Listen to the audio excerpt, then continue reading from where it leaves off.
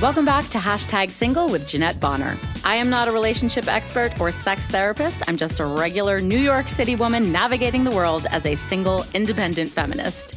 Hashtag Single is about having honest conversations with other singles in today's device-obsessed culture. So I hope you'll join me on this interesting, challenging, and complex journey as we navigate the ins and outs of singledom. Hey everyone, welcome back to Hashtag Single. Jeanette here. How's everyone doing? I hope you all enjoyed our one-on-one conversation with Abby and Paul last month. But for this month, we are back to our regularly scheduled 2022 programming where I connect with another badass podcaster talking about all things sex and dating so that we can have a shared convo and exchange ideas and light each other up and support each other because there's space for all of us, you know? Okay. Anyway, so here's the thing. I want to introduce you to a phenomenal person working in the entertainment industry as well as a multiple podcast host and creator, Arielle Isaac Norman. Arielle, thank you so much for being on Hashtag Single with me. I'm so thrilled to have you here. Oh, I'm thrilled to be here. Thank you so much. I don't know when you messaged me. Arielle reached out to me via Hoo-Ha-Ha, which if you've never heard of it before, it is a euphemism community. for pussy. Hey, okay. Yes, it is. Just to be really clear, if you guys... It's a dating app? Never mind. It should be. It fucking should be. We could have a dating app feature on there at this point. Oh, that would be so smart. Mm-hmm. I mean, they have so many elements to it, but it's a community of female creators, largely in the comedy scene, who are looking to collaborate, and they elevate a lot of female voices. So yeah, Arielle just reached out to me when I was looking for guests. So we don't know each other personally, but we're about to. Yeah, and I've listened to some episodes of your podcast, and I just have to say I love your voice, and like both literally and figuratively, and what you're doing. It seems so cool, like your just attitude toward life and dating, and like your kind of brand of feminism. I don't know how to quite say it, but it's just I've really been enjoying like hearing your perspective on things and just your like approach to being a woman. Thank you so much. That means so much to me. I mean, I was just about to gush about you. So I'm so glad we're here together. And I feel like it was meant for us to connect and vibe together because I do feel like there's a lot of intersection between what you talk about, what I talk about, and both what we're just trying to do and like get the message out into the world. So glad to have you and introduce your podcast and your brand of comedy to our listeners. So before we go any further, I'm just going to introduce you via your short but amazing bio, if I may. Native Texan Arielle Isaac Norman is a couth, gender-flexing, 5-star lesbian working on the Austin comedy scene since 2015. Arielle is creator and co-host of the cult favorite Gender Fluids podcast, and Arielle has performed at many comedy festivals, including Atlanta's Laughing Skull Festival, Santa Fe's Cloud Top Festival, the Orlando Indie Fest, Louisville Midwest Queer Fest, Nashville's East Side Comedy Festival, Houston's Whatever Fest, Seattle's Hilarious Fest, and New Orleans' Hell Yes Comedy Festival. She was a finalist in the Funniest Person in Austin contest, both in 2018 and 19, which were the last 2 years it happened, and was recently highlighted by Hoo-Ha-Ha as one of 35 top LGBTQ creators that they love. She is part of a sex and drug-themed comedy show called Inside Sluts. She is MC of her beloved interactive showcase Off Script, where audience members are rewarded for quality heckles, and host of Politically Non-Binary podcast, in addition to Gender Fluids. And according to your Instagram at least, she is a poly-lesbian, quote-unquote, running for Pope. Owns a Chihuahua. Are you still running for Pope?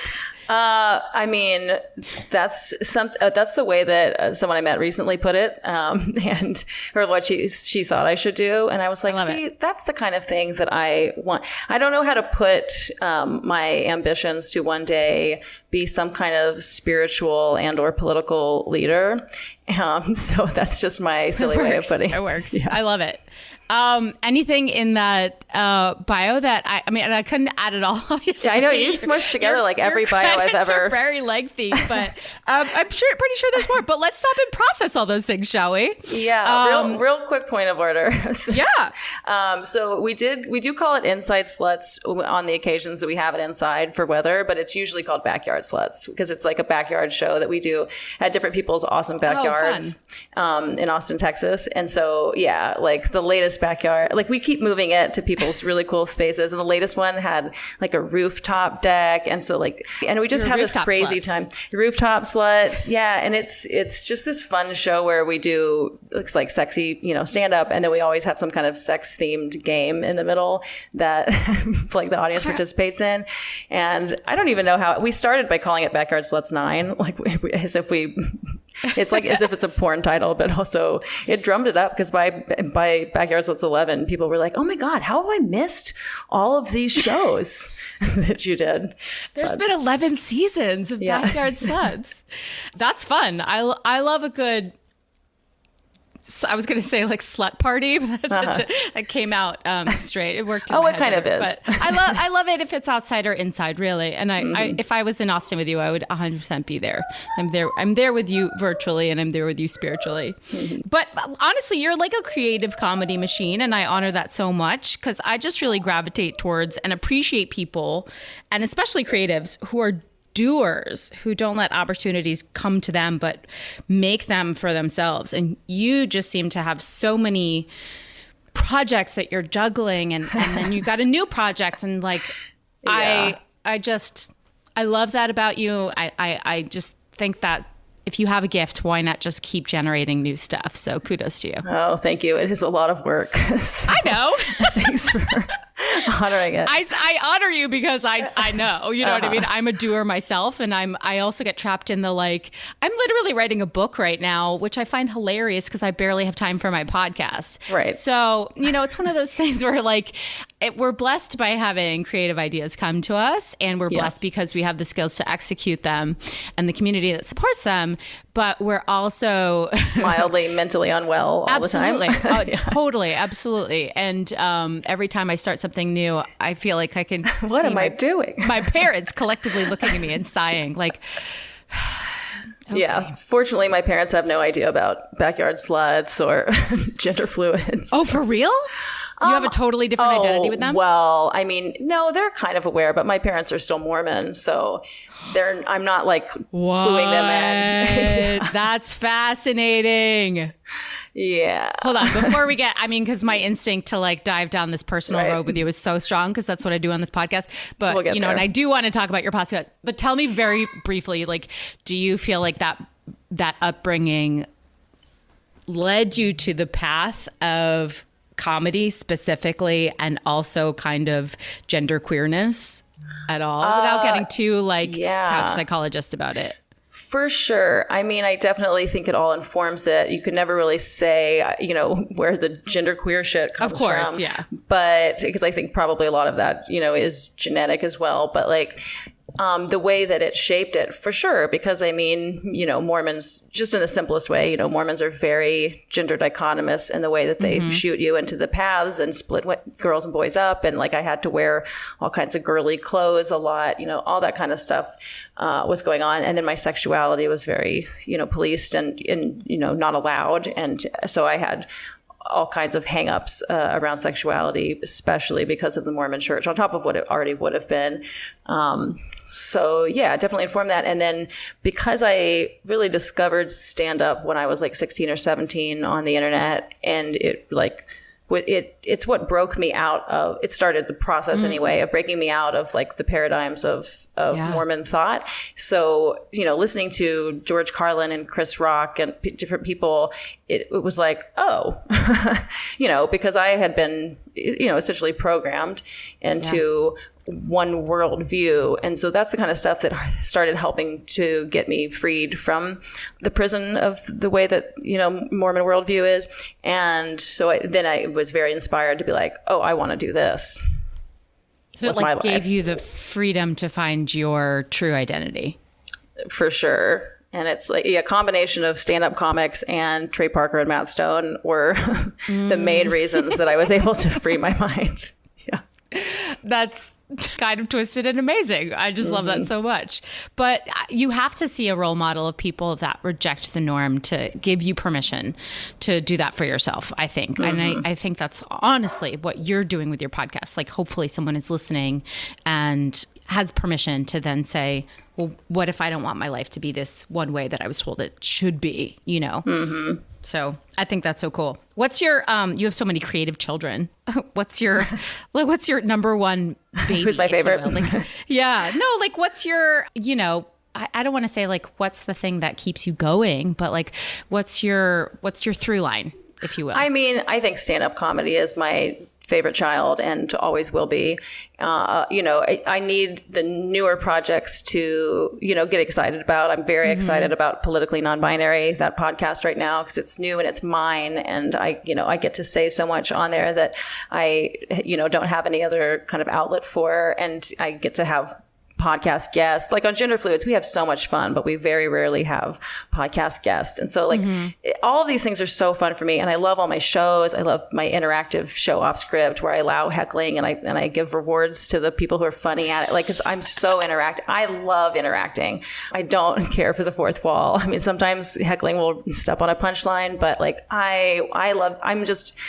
that's like what jazzes me up. But that's the thing. So when you say like what keeps you going and what fuels me, it's absolutely stand up, because the rush that you get, that kind of pure cocaine high, better than cocaine, you know, the high that you get from doing stand up and from like getting to touch people. Like I get like when you talk about me freeing people from prisons, even through Gender Fluids, but like, dude, I get emails or messages where these women are like, hey, like I saw you 4 years ago and I since, and you like ask the crowd about being poly or something. I since have left my husband. I'm polyamorous and I'm bisexual now. And I'm like, and they think to reach out to you. That's so amazing. Well, yeah, because they're also trying to, you know, hook up next time I come to Atlanta or whatever. Yes. Okay.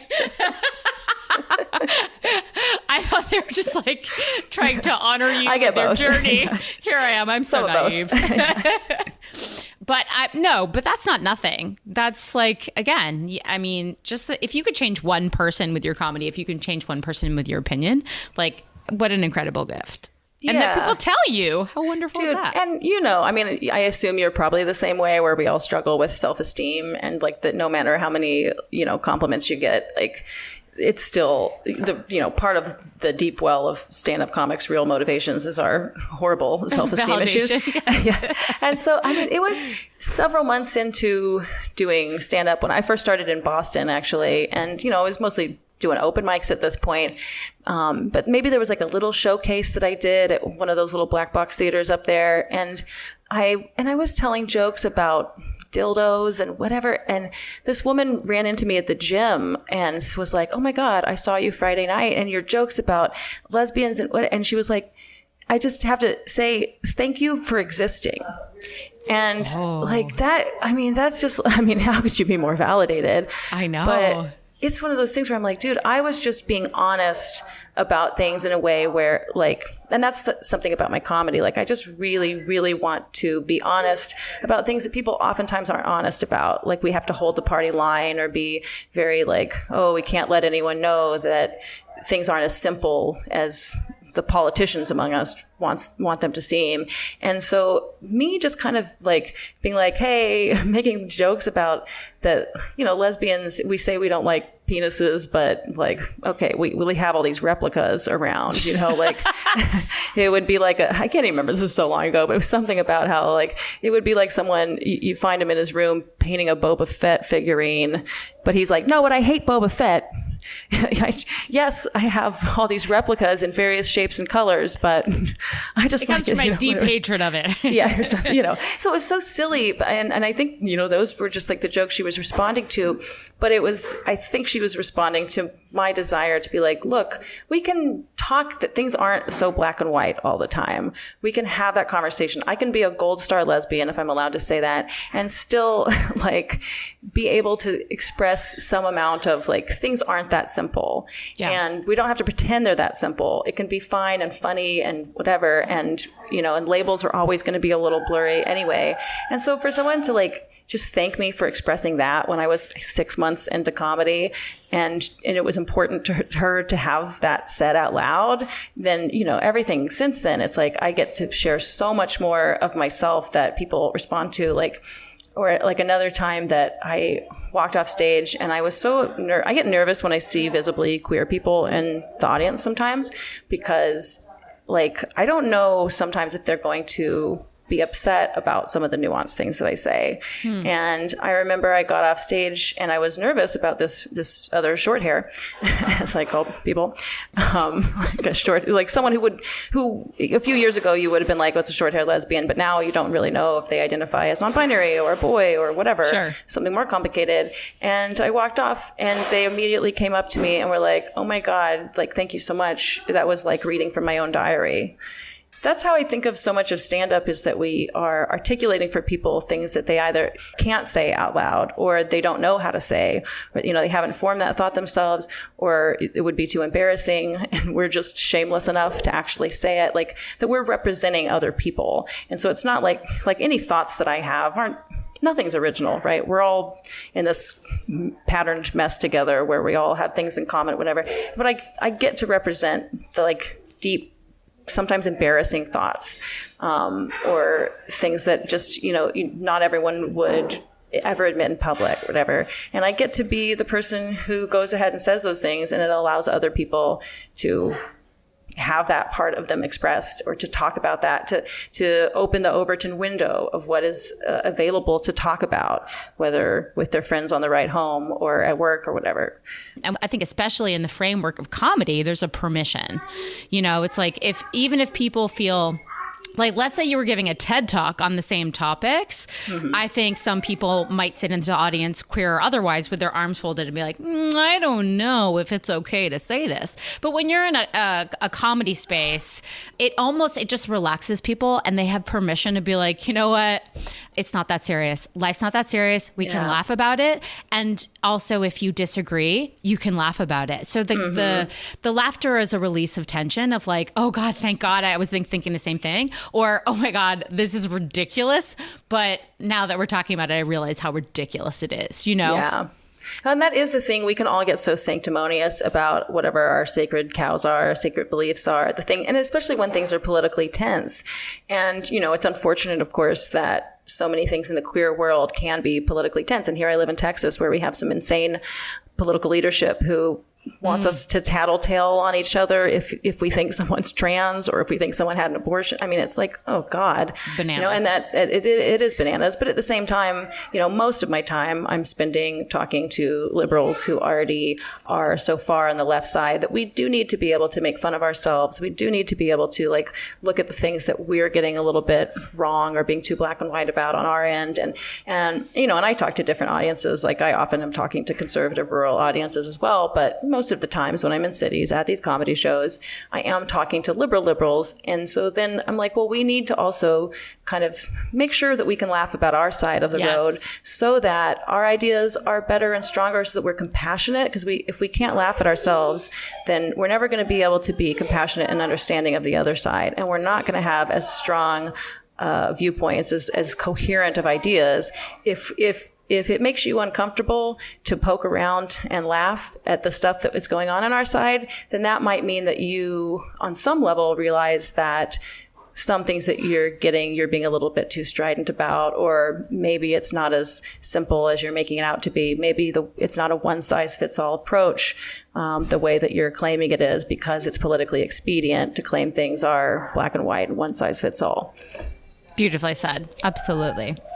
But so you do IRL stand-up comedy, and you're a podcaster, which I'm going to go out on a limb and say are kind of two sides of the same coin. I feel like a lot of comedians are podcasters, but not all podcasters can do IRL stand-up. Mm-hmm. So why do you do both, and how do they balance each other? I do both because it's those are both my favorite things to do. I love talking in just about any context. I feel like most of my time in life is spent talking, even if it's not being recorded or, into a mic. So stand-up is the biggest thrill and a creative delight, to get to make people laugh and to think. I mean, it's the most fun thing. And it feels, I ran away from it for a long time doing stand-up. knew I wanted to do it. By the time I was 23, I realized like what an open mic was and that this was something that you could just do. I didn't understand how anyone got into it at all before then. And then finally forced myself to do it when I was 27 and a half. And it's that thing where you finally start doing it and you're like, yeah, I'm a comic and this is it. And thank God. And you know, it's one of those things like, I don't want to sound like an asshole, but there are some people who do comedy and like, they just don't have it. And those of us who are meant to do this, it's very clear that we're meant to do this. And it's like, it's a calling. I mean, which is again, why I like what I said. I like your voice because like you seem to be totally cool with spiritual language. So I do feel called. I feel like this is my fate. It's the reason that I'm on earth is to express these things, and stand up is one of the ways that I'm meant to do that. And then with podcasting, it's like, you know, I have so much fun doing gender fluids with one of my absolute best friends in the world. We get the fact that we get to sit down and do this thing that people listen to, and we get to talk about sex and gender and kinks and fetishes. I mean, it's a thrill. Like, why wouldn't we do this? We laugh. It's the most I laugh every week when we do this, you know, when we record together. It's, doing podcasts changes the quality of your attention. It changes the quality of the presence with people. It would be great if we were always present with people in that same way all the time when we were talking, and we should. And when I'm enlightened, you know, I will, I guess. But there is something about when you're recording it where you're not going to look at your phone. You're not going to be distracted. You know, we're with each other. That's so true. Yeah. And we're conscious of making good content. And so it just helps channel our energies into that kind of radiant presence. And it's so great. Like, you know, who else do I have to talk to about sex and stuff in the way that I can with her? She's my co-host on Gender Fluids, is a trans chick who's also a comedian, and we're both just kind of obsessed with sex and have been since we were little. And we both have. Wait, have you known each other since you were children? No. Oh, okay. we met in but not for nothing. It sounds like you have a long relationship together. I almost thought maybe you went to high school together or something like that. No, we met. She started doing comedy in Austin in like 2016, I think, or maybe late 2015, because I had moved there in like January of 2015, and so we met pretty quickly. Whenever she started doing stand up, we met. Okay. And it was I think toward the end of 2017. That we started doing gender fluids. But, you know, and she and I have very similarly dark senses of humor. And it's hard to find, even in the comedy world, you can't always find people with, you totally do. With the cross section of that dark of a sense of humor and people who are that interested in like the fetish world and sex and gender. Like it's because there are times on gender fluids, we're disgusting. I mean, it's really like you go there. I'm not gonna lie. Yeah. But at the I same was like, time, should I have a trigger warning on this one? This is intense. Yeah. I hope it makes everyone want to listen. Yeah. But if you've ever clutched your pearls in your entire life, then do not listen to gender fluid. No, those are the people that should listen. Unclutch those curls that like just get the phone under the covers and scrap all the rules and everything you were told. Yeah. No, but it's not just we sometimes we often are very disgusting and just out there, but also, you know, every few episodes at least, there'll be these moments where we're talking about something and it gets very sincere and emotional. And I wind up like crying on the air because I'm discovering something that I hadn't figured out about my gender before, and having this moment of like, oh, this is why that is, and this is how I can deal with this better. And so it's really this beautiful thing. And it's been interesting lately because I have gotten in trouble with some people in the queer world. I've been trying to post more stand-up to just the internet, you know, Instagram. And I've been trying to post little clips. And sometimes, you know, like you say, when you're at comedy shows, there's this context where everyone can kind of relax and join this collective experience that we're having together. We know it's comedy. But when you post a 30-second clip, I'm not always good at realizing how that's going to come off to people who aren't at a comedy show, who don't know me, who haven't kind of been adjusted into the persona-ish thing that I'm doing on stage, who don't have the context of the 10 minutes that I've built up before that joke. And so if I make a joke about, you know, non-binary surgeries without all of that context, then some people got really upset and kind of tried to cancel me in the way that you can. I have such a self-built career that there's no real cancellation. You could just attempt to, be mean to me or make me a pariah to your circle or whatever. But some people were telling me that I was kicked out of the queer community, whatever the hell that would possibly mean. My God. That's so extreme anyway. Like, how do you Some people were also sending me private messages telling me how much they appreciate it. You know what I mean? It's one of those things. We're right. Yeah. There is no, first of all, there is no actual queer community. There's doors. It's a gated community with doors. Yeah. I'll send my GLAD card back in the mail. Honestly. So, but, and some people wrote her and asked her how she could be friends with me and how we could continue to do the podcast. Now, I think that those people are probably people who just enjoy the gender fluids memes on Instagram and probably haven't listened to the podcast. That would just be my guess. But internet warriors. Yeah. Yeah. But, and we talked about it on the next episode that we recorded where, she was like, dude, like, I don't have anybody else that I can joke with about all this stuff. And also we love each other. So we have some political differences. Sure. Is that supposed to mean that we can't do this podcast together where we have so much in common, explore these ideas? We're still both queers, by the way. We just, I have some like heterodox questions. I have some amount of like not kind of always subscribing because I'm a devil's advocate and I always have been. When you're a little Mormon in Texas and then you're gay and you're sexual, like there was a constant kind of when I'm at school, I'm playing devil's advocate for the Mormons. When I'm at church, I'm playing devil's advocate for the world. And that has followed me in every life situation that I'm in.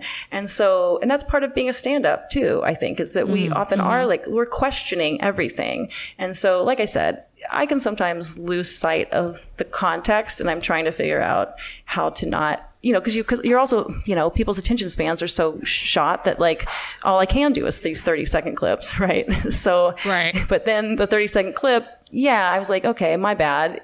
You're right. In 30 seconds, this probably wasn't enough to like welcome people into the thought space that I was in.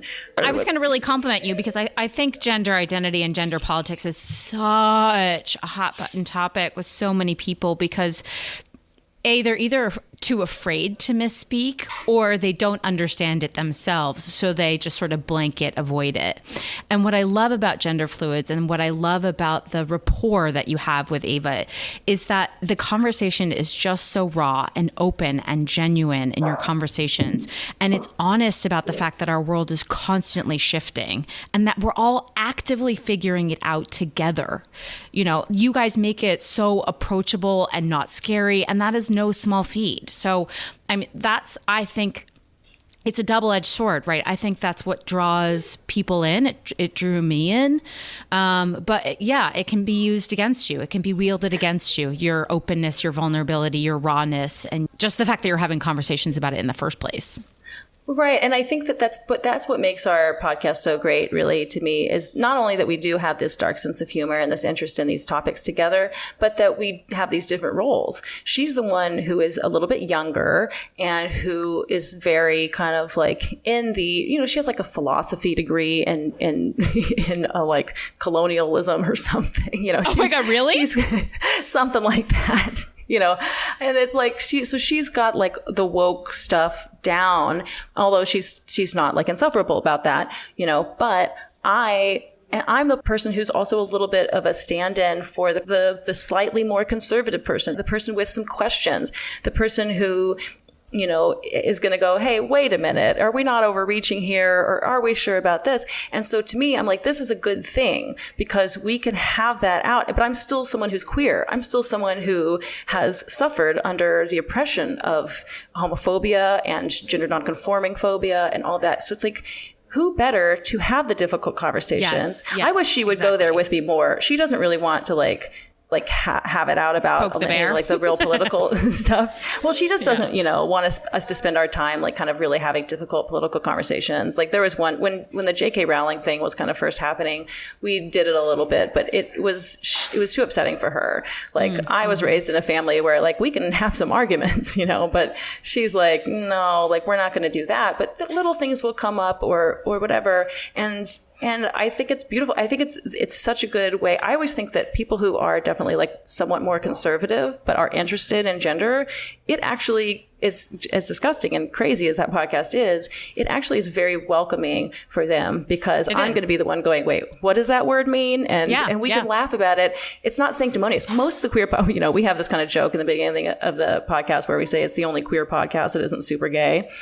And like what we mean by that is that so many queer podcasts go out of their way to do all the trigger warnings, content warnings, to do all of the like caveats of, hey, this isn't everyone's opinion. And also we're going to educate you. And every time they bring up a word or anything, like everything is treated so seriously that and preciously. It's not, and preciously, that you can't, that's not going to welcome in anyone who's already a little bit rolling their eyes at the queer world. That's not how you grow.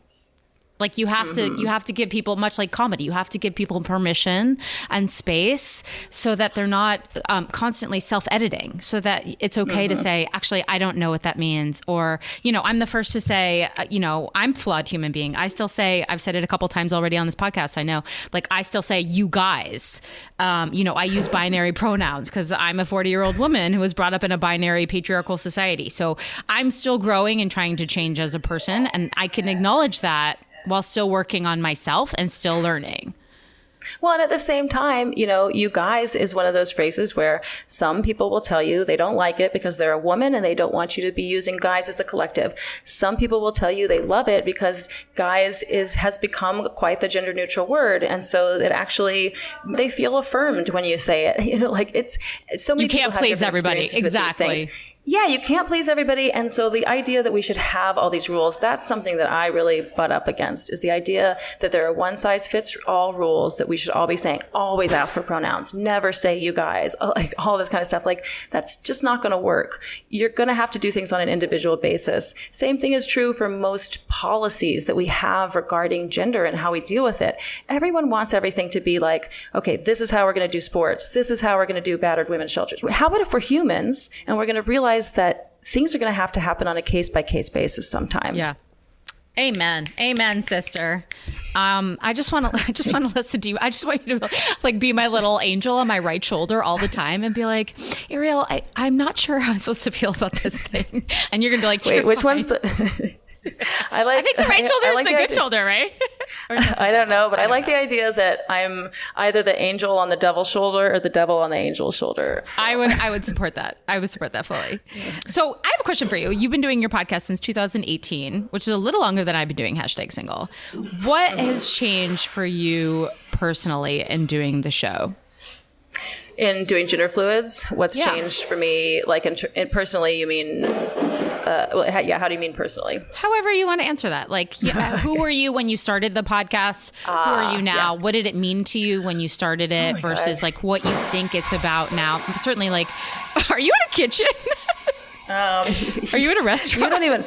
I am in a cafe, and I think, we might take a break for a second. So this is the first time I think she's turned on the blender. So I have a complicated situation where I had to, like, our Wi-Fi is being fixed right now at home. So I went to a cafe.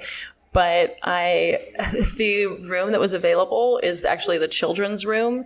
So I'm in a... I did hear kids in the background. I thought they might be yours. They're in another room. Okay. They're in another room, but I'm in the children's room. But there is a very... I love that we're having this conversation in the children's room. That just... Like, you can curse all you want. I'm like, well, okay, who knows? I'll curse for you. You can use, I don't know, cute little words if you want to. No, I don't think I've been censoring myself too much. I'm still talking about I hope sex there's some strange child who has an ear on this conversation and is like, just, gender curious and maybe learning from this one-sided convo. The kids that I live with on our polyamorous commune definitely hear all kinds of things. You should hear the gender jokes that they make because of what they pick up on. Wait, you live in a polyamorous commune? Is that real? Yeah. Tell me more. Where is it? It's in Wimberley, Texas. So it's in the hill country outside of Austin. Whoa. And we made friends with my girlfriend, and I made friends with some people who were in a throuple, and it's gone through some complicated changes, and some things are in flux, but there are 8 children and 7 adults who all live on the property. So there's some partnered couples as well who have had children? Yeah, I mean, it's like there's a woman who has 2 children from a previous situation who's in the throuple. Then there's 4 kids from an original couple who got married when they were like young Christians, and then they realized that they didn't want life to be that simple. And then there's another couple in the back, and everyone always thinks that like that means we're all fucking, and I'm like, no. 2 of us are lesbians anyway. But is it just a single house that you all live in, or do people have different living arrangements? There's a main house, and then there are several cabins, and then there's a yurt, and oh my god, I want to have we're building a tree house on this alone. Yeah. I love that you just threw that in so casually, and I was like, wait, this is fascinating. That's one of the things that's changed since I started doing the podcast. But okay. Yeah. So for gender fluids, it's really interesting. I love going back and listening to the early episodes because I was a very different person. When I got together, when Ava and I started doing the podcast, I, at the time, was still married or about to be married. I was with my most recent ex-wife. We were still together and we were monogamous. And so I, having been raised Mormon, I was a very sexual kid, and I've always had elaborate sexual fantasies, but so many of them I had not gotten to explore in any way, always dating vanilla people. I mean, most of my 20s, I just spent dating people I wasn't even attracted to. So that sex is never that great. And so then, when I started that podcast, I was much more conservative sexually. And so Ava has like walked me through a lot of stuff, like just for me learning about kink and like understanding it and becoming like more sex positive. I mean, I have kind of a temperament where I'm always going to question things and go, okay, are we sure that person didn't get hurt as a child and needs therapy or whatever? Mm-hmm. But at the same time, like I have become so much more open to all of these ideas, and that and just, becoming much more robustly sex positive and exploratory. And so then I, in the course of these years, my wife and I divorced, separated, and I immediately became poly, which I really knew I wanted to be polyamorous from the time that it was when I was getting out of my first marriage that I had read Sex at Dawn, and I tried reading Sex at Dawn to my first ex-wife, like before we like got divorced, as a way to maybe we could save this. And I was like 1.5 pages in before she was like, what the fuck is this? Shut it down. Shut it down. I was like, well, okay. Then you got your answer. Thought we could get through the prologue, but never mind. Yeah.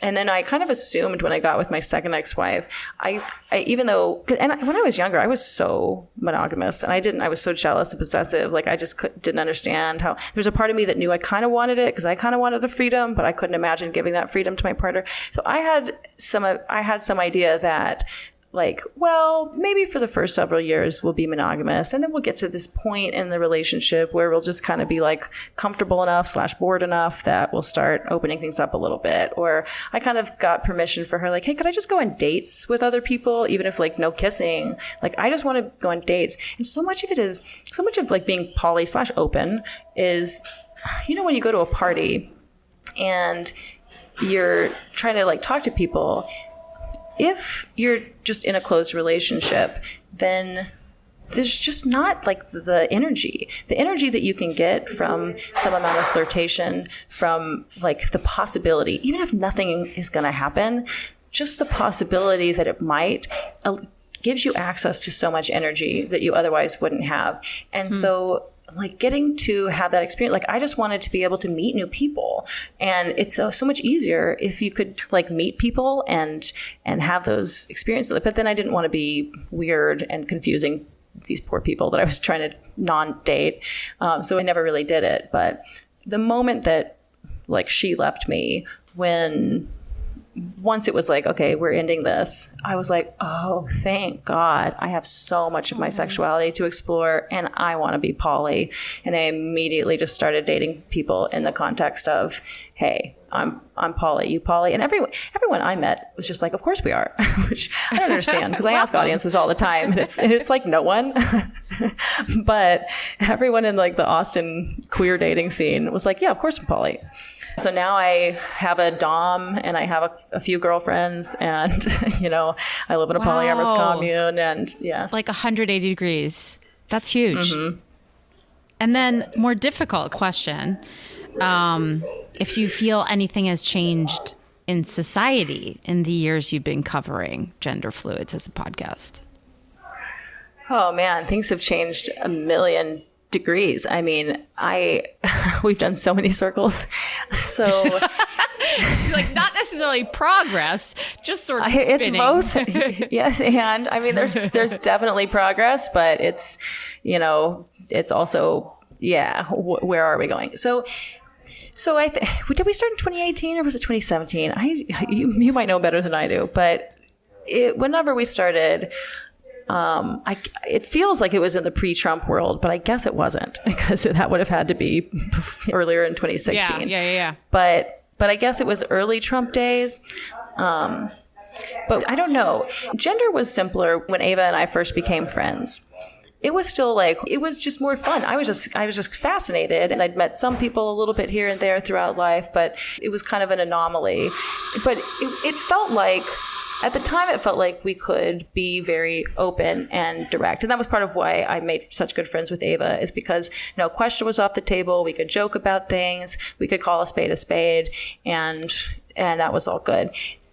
She even talked about in the post-Trump election that she wanted to really circle the wagons as liberals, as queers, and not be questioning ourselves as much, because we needed to fight the existential threat of the bad red people. But for a long time, it felt like, especially in the trans world, you were not allowed to ask questions. You were not allowed to, there was so much that was off the table in terms of, hey, can we talk about some certain biological realities, though, as we process what our policies are going to be in terms of sports, say, in terms of self-ID laws for all kinds of things. And so that kind of shift has really been interesting. And it always affects, stand-up because so much of stand-up is about playing devil's advocate. And so there's some amount of it where I feel this real responsibility as someone who is genderqueer, as someone who's gay, that this is an area I can talk about. I have more leeway to talk about and explore. So I feel a real sense of responsibility to be someone who is in there. I would rather it be me questioning these things and looking for nuance and trying to improve our ideas than it just to be some Joe Schmo who is, ignorant about most of this stuff. Yeah. 100%. I mean, this is not a simple answer, and I know it's not black or white either, but do you feel like things have gotten better, or have we gotten past the place of openness to become more constricting, if that makes sense? I know that's a little bit of a contradiction. No, I do know what you mean. And I think that I see some signs of things redirecting toward a better, basically the pendulum swings, right? Yeah. So I think because of so much past oppression and so much perceived threat from the red team and the Trump era and everything, there was a lot of let's push the pendulum as far as we can to the left. Let's have no restrictions to anything. If a queer person says it, we're all donating money to that right away. And we are going to, anything that they tell us, we're not going to look it up. We're not going to, even if we don't like the science, we're going to say it's not real. I mean, things did get a little blanket bad. Green light. Yes, exactly. Blanket green light, blank check, green light. Yeah. Matthew McConaughey green lights for these. So I love that book, actually. If you got to listen to him read it on audiobook. I'm so charmed by him. And so that's something where I've always been hesitant, because you remember, when the gay marriage debates were in full swing in this country, you and I are old enough to remember this. And the whole talk was the slippery slope argument. And that, hey, look, if you open up marriage like this, if you open this up, then it's going to be a slippery slope. And before long, all kinds of things are going to be happening. And everyone on the liberal side was like, nuh-uh, you're stupid. That's the stupidest thing I've ever heard of. We're just talking about one man, two loving, consenting adults. And these people were kind of talking about what's going to be next? Polygamy, whatever, and everything that they feared is absolutely what's happened and more. If you had told people, not only are we, I'm polyamorous and advocating for that, and I think monogamy should be a lot less prevalent. But that's we should do another whole episode on that. Oh, and I talk about the irrelevancy of monogamy all the time. I feel like that's like the subtext of every episode of my hashtag. Constantly. So is marriage really a thing that needs to happen in modern day society? Well, and there aren't enough good men for monogamy to make sense. That's really going to punish women if a 1-to-1 ratio sucks. So, you know what I mean? So like, I think we should be breeding men better, but okay. So I don't think the only thing that hasn't been the slippery slope is that no one is actually talking about marrying animals. Well, there's like 3 people, but you know, other than that, if the conservatives who were worried about the slippery slope could not have even drummed up that we were going to be putting children on puberty blockers and then cross-sex hormones, and then we were going to be putting people in sports, and that we would be saying, you know, calling people birthing persons at the hospital and whatever, like all of these kinds of things. And not that there's no place for inclusifying language in certain contexts. Not that, you know, we need to figure something out about sports and prisons and everything. There are nuanced things that need to be happening about all of these things. And it's not simple the way the conservatives say. It's not simple the way the, you know, activists say. On the other side, I really feel very strongly that there are complicated solutions that we need to figure out to all of those things. But the slippery slope is absolutely real. And so I've been, even before I ever did stand up, you know, was like thinking of the stand up about this, where it's like, you guys are outside of your minds if you don't think it's a slippery slope. Of course it is, if you're going to start changing the definitions of stuff that we've been doing for the thousands of years of institutions. Now, by the way, is it bad that it's a slippery slope? Not necessarily. First of all, as we say on gender fluids, if you're going to go down a slope, you better hope that it's slippery. Lube that slope up. Lube it. You're going to burn your ass if it's not slippery. I love that. So it's not, but so yeah, have we made progress? That's so complicated, because in some ways, it's like for trans people, for people who have an enormous amount of gender dysphoria and who really would have such better outcomes and do have such better outcomes if they have access to medical care, whatever. There's so much progress has happened for certain people.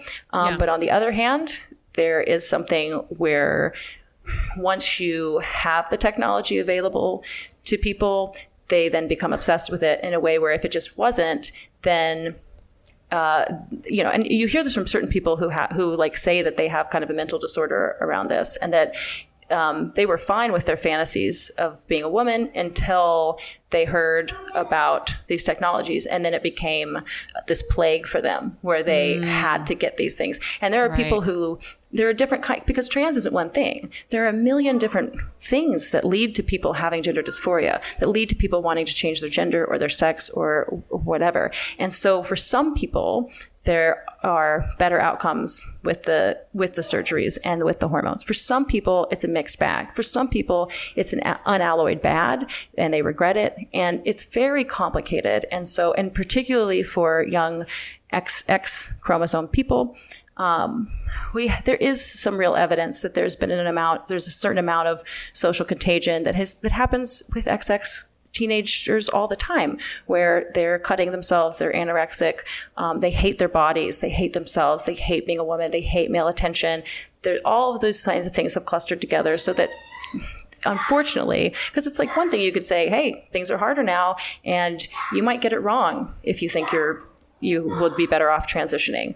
But it's mostly affecting young XX people in a way with much more negative outcomes than for XY people. Now, I have some solutions to that, but they're nuanced, right? So it's in some ways, but and it's not just with the surgeries and the hormones. So if you think about how hard it was to be gender nonconforming, gender stereotype nonconforming, when I was a kid, when you were a kid, it was not great, and especially not great for young penis people. And now, because trans people have taken a battering ram, trans and gender nonconforming and non-binary people have taken a battering ram down to these stereotypes, there's so much more freedom of expression. And that is a beautiful thing. And particularly for penis people, like they were really in that kind of prison, and we're still just kind of breaking them out of that, you know, where the feminists who came before us got it, so that we could wear pants and have various careers, and we could have backpacks instead of purses if we want, like there's a lot of the freedom that we had, where penis people still, like, even now, if you don't identify as non-binary, can you really wear a dress, jobs, I mean, think about, you would get fired from a job, you still will get fired from most jobs, you still would have to be like, I am a trans woman, in order to get the HR department to allow you to wear a dress and makeup if you're a penis person. Whereas, everyone should just be able to wear whatever they want. Everyone should be able to express themselves, and there could be a dress code, but the dress code should not be sex or gender specific. I mean, there's so much of this where it's like, we're still in this kind of flux of figuring out, how are we going to do gender norms? How are we going 100%, to... Yeah. Yeah. So there's more freedom, but bag. It's gotten more complicated. As with any freedom, you like make space, and then new questions come up that haven't been there before. I hear you on all those things, and I just love hearing your thoughts and opinion about it so much. It just, like I said earlier, I want to bring the conversation, sort of wrap it up in introducing #single back into the convo. So, no, not to put you, no, just because I'm curious about it. I don't mean to put you on the spot. I genuinely want to excavate it with you. I'm curious if, when we talk about on #single, a lot is the expectation to be partnered up. The way we've been socialized in our society to say that being single is not normal, not normalized, not ideal. I'm curious if you find the same, I know we've been talking about poly, but do you find the same expectation to be partnered up present in the queer, poly, trans community? Like, do the same rules of society or imprint of society fit into a community that has rebelled or reject mainstream culture in gender queerness, if that makes sense? I think so. So, like, there is definitely less pressure in the queer world to be partnered. Everyone, people really understand the idea that you could live a completely fulfilled life, never having a partner or a primary partner, and not having children, not going through the regular script. That's one of the really nice things that the queers have established, is that we are no longer, and for a long time, we still kind of were, and I certainly was, I got married a couple times. I was trying to be on the path of like, I'm going to get married and have kids. But we really all kind kind of figured out, like, wait. Let's just reject the script. Like, why are we we're not this kind of Christian anymore. Yeah. And so now people, especially because in the queer world, and there is so much overlap with the poly, you can be single poly. You can be someone who's like, hey, I like dating people, but I'm going to not be partnering with any of you, at least for now. Single poly is a really fun concept. And it's hard, though. It's just like, to me, it's not, I don't give a shit about societal pressure in that way. Even if there were societal pressure on me really to like be partnered, that's not the issue. The issue is that life is difficult without at least one partner. Yeah.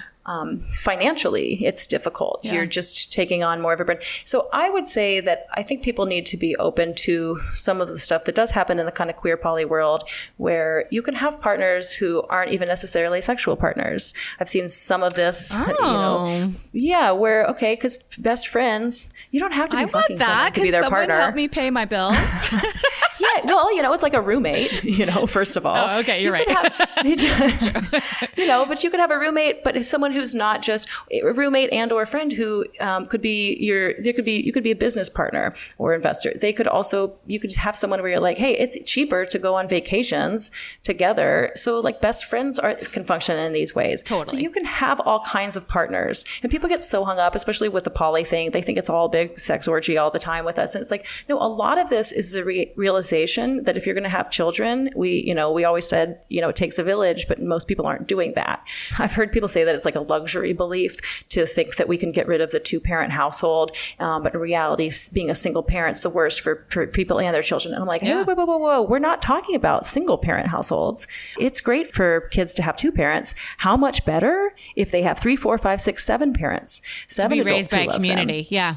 to be raised by a community like our fucking ancestors were, Yeah. is actually natural, as opposed to this atomized, creepy world that we have where we're supposed to all be in our little boxes with two very stressed out parents who hate each other because of every moment that they actually get alone. No, you need lots of adults. And so if you want to have a functional, like, we're supposed to be in community. And so I think with partners, what people should realize is like, just like it's none of these kids' business which of us are fucking when, it's none of society's business who's doing what. You can partner with anyone in any way that you want to. There are no rules.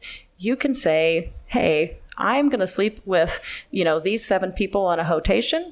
I'm going to live with my best friend. I have another friend that we really like traveling together. Arielle, I have another friend that we're going to be business partners. And there's so many ways that anything that you wanted to get out of a one-on-one, heteronormative partnership, whether you're gay or not, heteronormative partnership, you can get out of other relationships. You could get out of whether that's 1, 2, 8 other relationships. It does not have to look like, here's the dude that I fuck, and also we travel together, and also we raise kids together, and also, this is who I share bills with. Yeah. And I mean, that's just how I think, even though I have a primary partner, but the part of the reason that I, date and I have found other girlfriends is it's not easy to just put all of that stuff on one person. And I don't know that it's healthy and good.